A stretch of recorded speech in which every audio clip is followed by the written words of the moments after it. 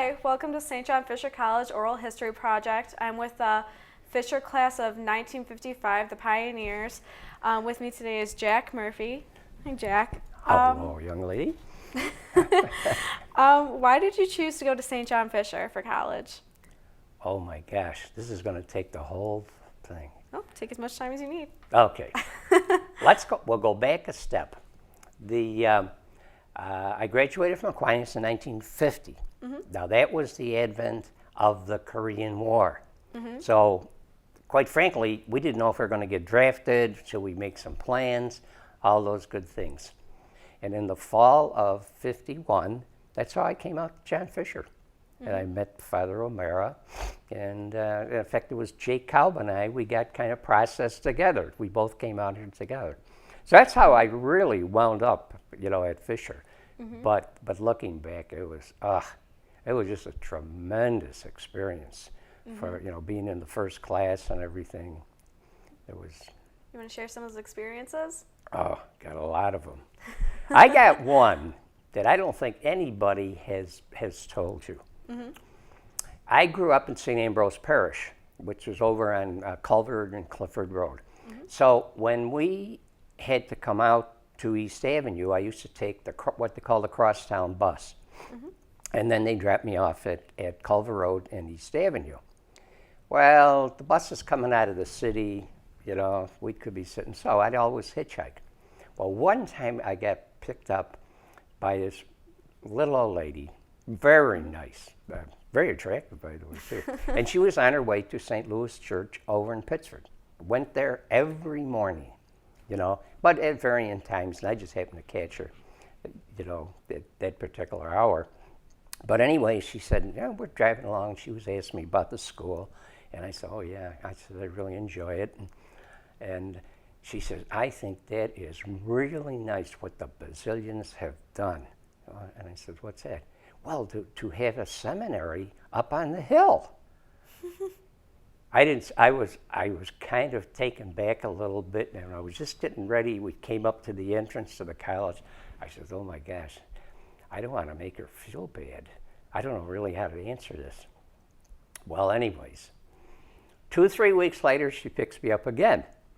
So we're having a discussion, and I says, I really felt bad that I didn't answer your question, but we really we're not a seminary, I mean, this is this college, the Basilians, started with, I guess, breaking the ground in 1948. But anyways, but I says, we do take, it was mandatory then to take 4 years of theology and 4 years of philosophy. Everybody had to do that. So she looks at me. Well, she says, that's still very nice because with that type of a background into theology and philosophy, you'll just have to sign an application form then to get into the Basilians. And that was the end of the discussion, But she sucked me so funny. She was so nice. And after that, she'd pick me up a few times and we'd talk about what's going on at the college. She probably had a better knowledge of it than most of the people. And I think she lived in Brighton, but she really liked St. Louis Church over in Pittsford, and so she always went there. So that's how I came to John Fisher College in the fall of 1951, a building with no windows. There was no windows? There were no windows in the building. I don't know if anybody's told you that. Well, they told me it wasn't completed, and it was really cold the first semester. Cold. We never warmed up until the spring. Oh. Really? And so there was really no cafeteria function. I remember Bob Ferrucci was his name. He started a mini cafeteria, and he would make up the sandwiches and bring them to school, and we'd buy them off Bob, and have pop. They did have a pop machine, and but that's what we did, and we didn't. They never. It was well into the spring, as I remember it, when all the boulders were removed from the front of the school. We had windows in there. And if you were looking at the administration building, off to the right was a small little house. That was the bookstore that Father Prendergast used to run. So we get our books and supplies in there. There's, No one's told me about a bookstore yet. yeah. No? Oh No, no my one. gosh, yeah. Our little bookstore. It was so cute. kind Eventually of like ours it's now. gone now. Oh yeah, I figured. I think there's a parking lot there now. Right. Yes. So when you came to Fisher, you were right out of high school. Were you, No, I worked or, the year. I meant like how old were you? Like 9? I was 19. 19? I had just actually, well, my birthday's in May, so I turned 19 even before coming out. And as I say, and that was kind of the reality of, but a number of graduates did the same thing that I did. In the first class, there was a number of, well, there was a lot of fellows, obviously, from 1951. Because they were coming right from Aquinas, right here. We had a few out-of-town students, and I got to tell you about one of those. And we had a number of 1950 Aquinas graduates came here. In fact, there's still a few still floating around, like there was Dennis Murphy and Dick Phillips and myself. We might be the only 3 that are alive. I got to tell you about one of the fellows from New York. Funny story. Irish through and through, right from one of the boroughs in New York City. So one day, I says, well, we don't have too much to do. We were going down, we didn't have much in the way of library facilities, so we used to use the Rundale Library quite a bit. Okay. And so I said, yeah, I have to go over, I've got to finish this. Oh, okay, no, Jack, we gotta go to the movies. Well, I says, I want to finish this first, and then I said, we'd just take a quick walk over to the movies. So he said, okay, sounds good. Get up in the balcony, I don't know what we were watching. Lights up a cigarette. I says, you can't smoke in here. What are you talking about? We smoke all the time. We smoke and drink. And when we go to a movie in New York City, well, I says, it's not like this. And the funny part of it is, we got kicked out to boot. Because I'll go to, and he's telling off the poor usher. And I said, it's not the usher's fault, but you're going to burn the place down. And my mother, my mother and dad were Irish immigrants. They actually came over here in the 1920s. She just loved him. Oh my God, he was he only stayed 1 year though. Oh. Yeah, I'm surprised. Oh God, he was a bit of a terror, and it turned out he was Jimmy Cagney's cousin. I don't know if you ever heard of the movie star James Cagney and all these old movies and stuff like that. Of course, back in the 1950s, you might see him on the screen. But he said, oh yeah. No, he said, yeah, that's my uncle. Kept telling me about that. You got to go see a Cagney film. How come there's no Cagney films in his town? Oh God, he was too much. So, has anybody mentioned to you about? This is going to be terrible. Once I start talking. Oh no, it's fine. I like it. We had, as near as I can determine, we had 130 enrollees. In the beginning? In the beginning. And nobody seems to, we focus on, maybe 57, 58 graduated, but I'm reasonably certain that it was upwards of 130 that enrolled with that first class. And I'll never forget that Father Murphy was the president. What's his? Father O'Mara. Father O'Mara was the dean of students. And they really complimented each other in the sense that Father John, as I call him, same namesake, I mean, he was, he's always had a big smile on his face, how you doing, and stuff like that. And Father O'Mara was more of a stern type individual. In fact, one time when I came back from military leave and I visited, I said, Father, I says, if you never had gone into the Basilians, you'd have been a great, drill sergeant. Oh, he was tough. Well, anyways, he gets up there and he tells the class, this 130 if that's what we had, and he says, well, our job, is to get you a good education. We're going to do everything that we can to make that a reality for all of you. So, however, though, many of you are not going to be here next year to see that fulfilled. Ah, this guy's talking. They need students like brand new college, After mid-semesters in the second year, cut the class right in half. If the grade point average wasn't a certain figure that they needed, because I think it's the Middle Atlantic States Conference or whatever it is, they accredit the school, and we needed that because we were moving later on. Now as juniors, now we're moving in. What are we going to get the accreditation? Are we going to get a real live degree or something like that? Which it all worked out very well. But he said, not going to give you any. I'm not going to bend an inch. You want to come back to school and pick up, on it. You can do that starting next year. If you want to come back. A few fellows did do that actually. But boy, he whacked that class right in half. Do you know what the GPA was? Because I didn't get a clear answer on that before. I think, now I'm guessing, I think it was 1.0. 1.0? Yeah. Was it out of a 4-point scale? I don't think we were we on a 4? Got to be higher than that then. He was only going to, it couldn't be really I don't think it was the bare minimum. He picked a figure that he wanted.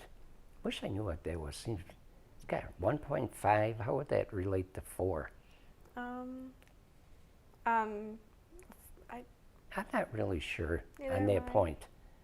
I know that like a 3.5 is an A- on the 4-point scale, I think.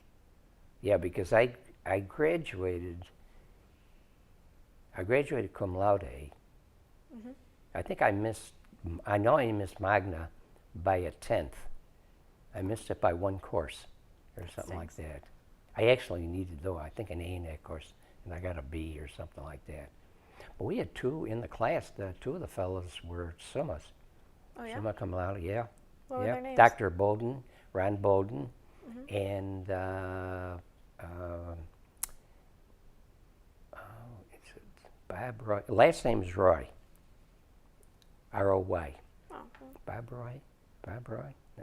Geez, I went into service and we got drafted together. Well, you got the last name. That's all that Yeah, matters. yeah, but those 2 fellows were summa cum laude. Yeah. Roy was in accounting, and Bowden was in pre-med.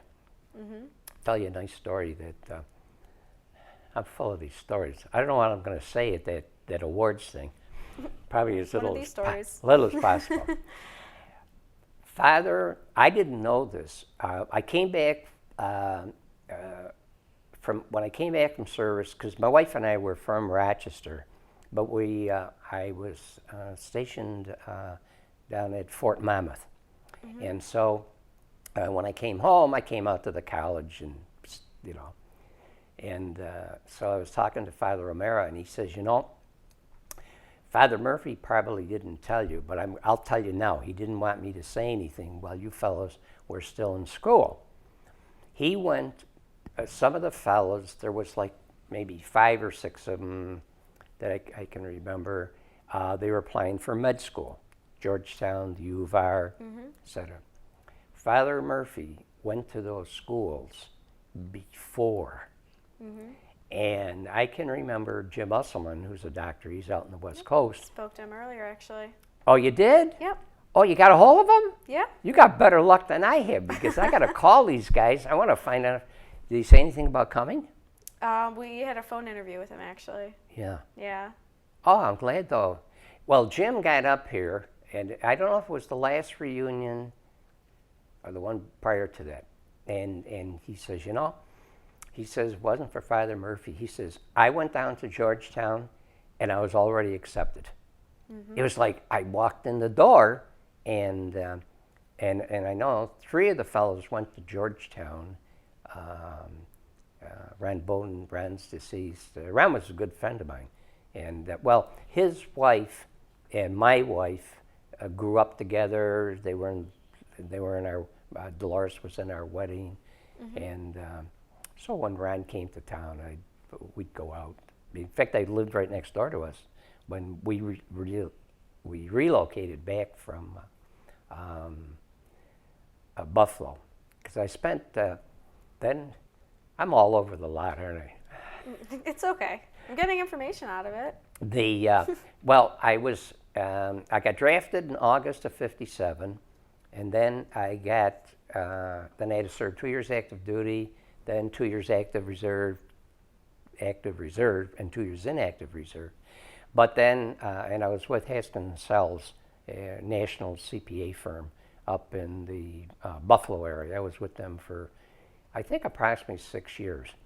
So it wasn't until, so it was the early 60s, probably around 63. Yeah, that'd be 57, and then 59. Must be a little bit later than that. But at least the mid-60s. Then I really got active with the college. You know, obviously working up there, and we didn't have, you know, what you have now. You got groups in every city across the United States. Pretty much. And and then with the service time and everything, and I was doing a lot of traveling, and so I'd say around 65 I really got active. So I'm just looking. Joanne says, for the last 50 years, you know, I really got into all the activities, you know, in the college, and served on a student board of governors. I don't know if that's. Was it the Student Government Association? Yeah, That's what we call it now. Yeah, I was on that for about 6 years. Tell me about that, because I actually don't know much about it. I don't know if I can remember either. Anything. We had a number of events that we would have. To be honest with you, I spent more time with reunions. Of course, they kept telling me, my classmates, well, Jack, you were the president of the class, so you're the automatic chairman, you know.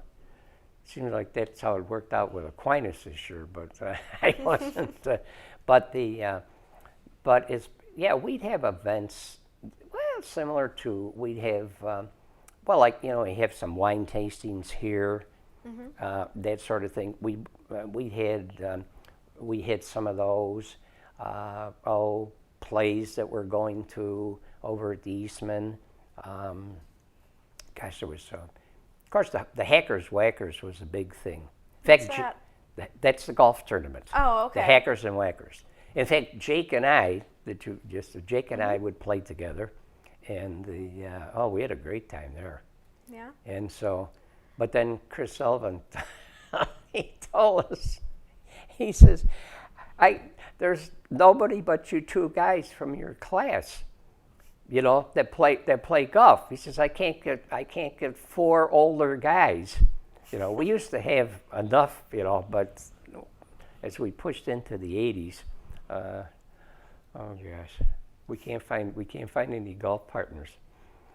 It happens. Yeah. So he broke my heart when he told me. Although he's asked me to come up, he helps out at the university up in Buffalo at the golf course there. And Jack, come on up, come up on a Monday. We'll play golf. Well, broke my shoulder last year. Can't do that. Oh yeah, probably not do that. Yeah. What was it like going to an all-male college? Because I've never been to an all-gender school. Like, I've never been to all-female. Can you tell me more about it? About an all-male college? Yes. What was it like? Not much different than Aquinas. I got to tell you another story. Please do. It actually, oh my God, my whole speech I think is going down the tube. Well, anyways, I went into Aquinas in 1946, and I'll never forget. Had Father Lewis for the homeroom. Like this guy should have been a linebacker, but he taught boxing. Okay. Then one day he says, "Hey Jack, I want you and your buddy over there. We're going to do a little scrimmaging and play some football. So he's got the two of us out there standing apart and 11 guys over here. Now, I knew he was a little mad at us because we were clowning around in study hall that time. And because he made some comment, he says, you didn't listen to me at my speech, you know, when I had you guys together as a homeroom. So you know what he did? What? He throws the ball.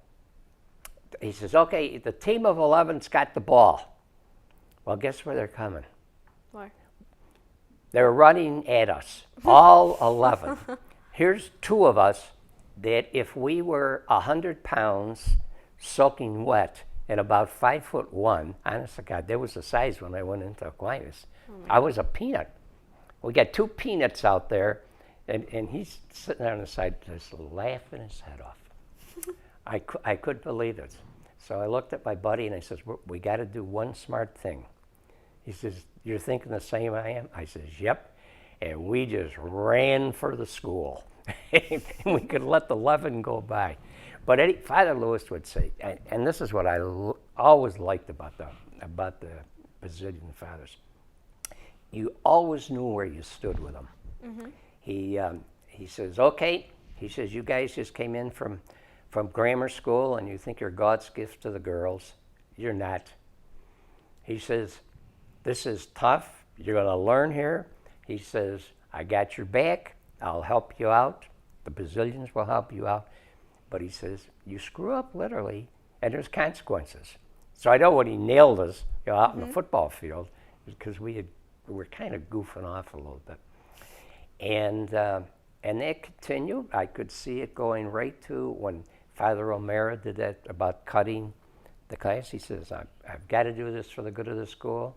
He says, you're here. We got your back.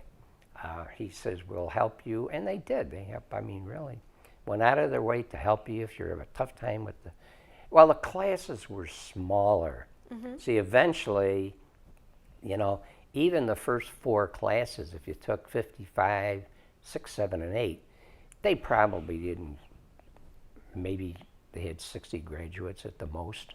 Mm-hmm. And so a lot of times when we had activities, we would bring the 4 classes together on reunions also. Is this Aquinas or Fisher? That was Fisher. I'm sorry. Okay, just making sure. Yeah. Fisher, see, we had the largest class in the history of the school.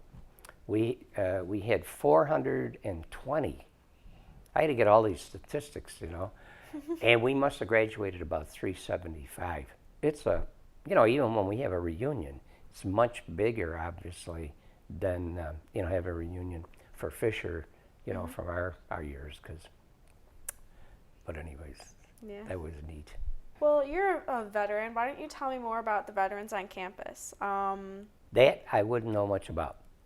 I'll tell you why. See, when we came in, the first class, there was no, first couple of classes, there were no veterans. At all? The first veterans, now I'll take that back. Well, I'm not sure. Don Vetter was a good friend of mine. Don spent 4 years in the Air Force. See, what happened when the Vietnam War hit, or not the Korean War hit at Aquinas, some fellows immediately went in service, others went to schools, others worked, it was a mixed bag, et cetera. Well, some of the fellows that went in, say in 50, 51, even 52, they ultimately came to Fisher. A number of good friends that I had graduated 2 and 3 years after I graduated from Fisher. Mm-hmm. They were in the classes of like 57 and 58. So as far as veterans organizations or that sort of thing, I can't think of anything we had like that, unless the other fellows had done it. And that I don't know, to be honest with you. It could have come along later. I think what Jake or Bob was saying earlier was that There were some veterans, but they were in their mid-20s, if anything. Oh, sure, yeah. But Well, we had one fella, now that you, I'm glad you mentioned that. His name was Art Pizzoli. Art was a veteran of World War II. He parachuted into Iwo Jima, and this is when they lost over 90% of their paratroopers. He was with a Marine wing. He was a Marine, and he had, and he was telling me we got to be very good friends, and Joanne really liked him too. We'd have him over at the house for dinner and stuff like that. And he wanted to. Well, he actually had a metal plate in his head from. So he says I almost really didn't make it. So when he came back, then to Rochester in the he says 45. Well, I was still in high school at the time, but then he started a little music shop he wanted to do, but he wanted to become a priest, but the rules worked against him. That they kind of wanted the seminary intact with young men coming out of a grammar school, and then going into St. Andrew's Seminary when they had it, and then ultimately St. Bernard's, etc. Well, he was much older. I believe he was a missionary for a while, and then he came out to Fisher, and a tremendous devotion he had. He spent 2 years with us. He went his third year to Le Moyne, but he came back and he graduated with us. And then I kind of lost contact with him when I went into service, and but then he turns up out in Los Angeles, and then he was working in personnel, and then I get a call, and he says, I'm in town. And at this time, I was working for Community Savings Bank right at the corner of Main and Clinton. Oh, God. Art comes in, and he looked like a homeless man. I think he was at the time, long beard and stuff like that. This big, bushy dog. Oh, I says, well, I called Joanne. I says, we're going to have a house guest. So, and if you think I talk, Art could talk. He could talk nonstop for 24 hours, I swear. And then he sent me all these books one time, and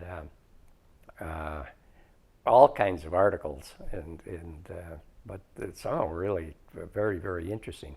But anyways, as far as we know, he I don't know if he retired. He went to Sun City, Florida, but he passed away down there some years ago.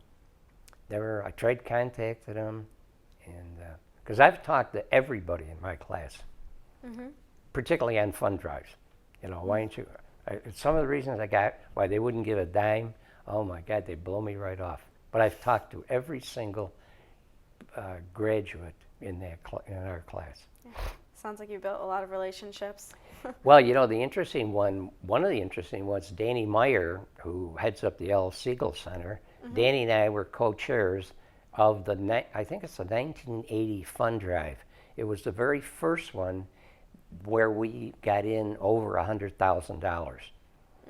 And I can remember being over in Murphy Auditorium there, making phone calls. I'll bet I made at least 500-600 phone calls, in a given week. We were calling all over the country, and so we wanted to make that. It turned out to be a good success. Good. Yeah, they do better than that now. I think.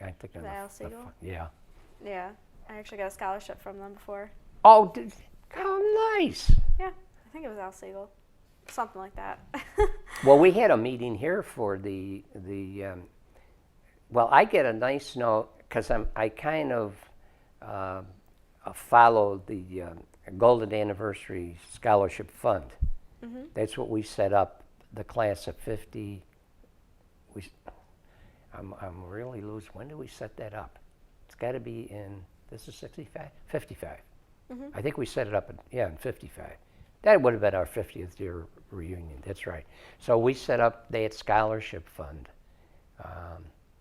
and it's done quite well when we give out a scholarship. In fact, I spoke to a group here. They had it on a Sunday, and I couldn't believe I walked in thinking it was going to be a small meeting.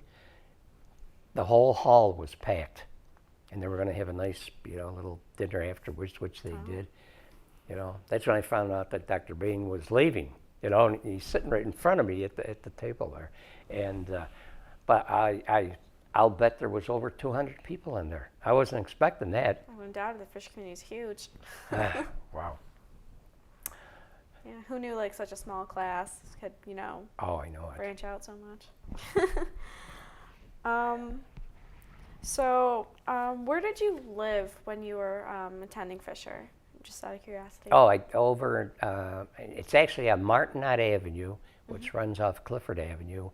And Clifford, I was right near Culver Road. St. Ambrose was right on the corner. So That's the grammar school that I went to. was that more of an urban or suburban area? Because I know it's around. No, I would have been in the city of Rochester. Oh, okay. Yeah, that part was, that's right. That would have been the city of Rochester. It was a very nice neighborhood, but my dad was a big Irish cap, 6'3". Wow. Had a hand that a football player would die for. Unbelievable. My brother and I would go bowling, and he'd pick a bowling ball up without sticking his fingers in the holes, and just pick that thing up. The thing go a mile a minute down. That's just all I'll say. So how did you get to school from Walked. where you lived? You walked? Walked 2 blocks. That's all I was from. To get to Fisher? Oh, not the Fisher. No. I was taking the crosstown bus and and a lot of times we hitchhiked on East Avenue, or we caught the buses coming out of downtown. That's how we really got. Or if somebody, in the neighborhood was going that way, he said, Jack, hop in, I think I was going with a girl then who had a car. I didn't meet Joanne until my senior year. No, this was earlier. Yeah, first couple of years. Mm-hmm. Yeah, she had a car. Yeah. That's what I got to date the girls for. They got the ways. Oh no, she was nice. She was nice. Yeah. So I asked this because I know there wasn't on-campus residence. I knew that they had private, Fisher was trying to set private residences. Do you know anyone that were living on those, or was that established after you graduated? Well, my friend from New York City, he was with a private residence. We had a young fella from Elmira,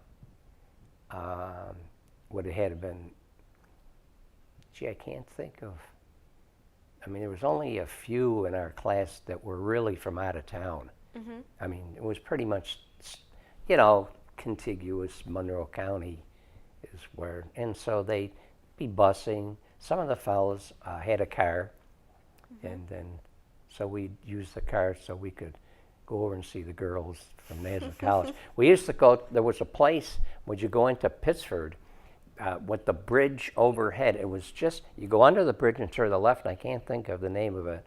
It was like a Critics, but it wasn't the name. That wasn't the name. I can't think of the name of it. It's like a little diner type thing? Well, it was actually an ice cream place, too. Was it like an Irish named thing? Or Gosh, was it... I don't... Someone was telling me about something they used to bring the Nazareth girls to and hang out. Oh, yeah. That's what we used to do. Yeah. It looks like you guys are very more tight-knit than I thought you were. We are. It's really a very tight-knit class. Matter of fact, it goes back also, although we were the largest class Aquinas, I think, ever had, a lot of groups in there were very tight-knit. We have a breakfast, our AQ breakfast, Aquinas breakfast, and around the 15th of the month. And if you do it totally, because there's 3 Fridays in a couple of the months, we'll go to we meet 15 times a year. 15? 15, and we see I've seen as many as 25 to 30 fellows at some of those breakfasts, and I've seen fellows that I haven't seen in the last 30, 40 years at those. Matter of fact, I've already talked to Larry Brigg some weeks ago, and because I was after him, to get him in here, and he says he's coming. So I haven't seen Larry in, oh my gosh, it's over 30. I can't think of a reunion. I'm not sure. I better not say that, but it's got to be all of 20, 25 years that I haven't seen him. It's amazing you guys all keep contact each other. It that's is. amazing. Well, we made a point of calling everybody on the fund drives. We weren't pounding away with money. Of course, it was nice we made all those long distance phone calls. That Chris's budget might have taken a hit, but anyways, but we made a point, of doing a lot of calling, and so that was kind of nice. Thank you so much for coming today. It I enjoyed it. helped us a lot. All right. Well, thank you, Jack. Oh, it's my pleasure.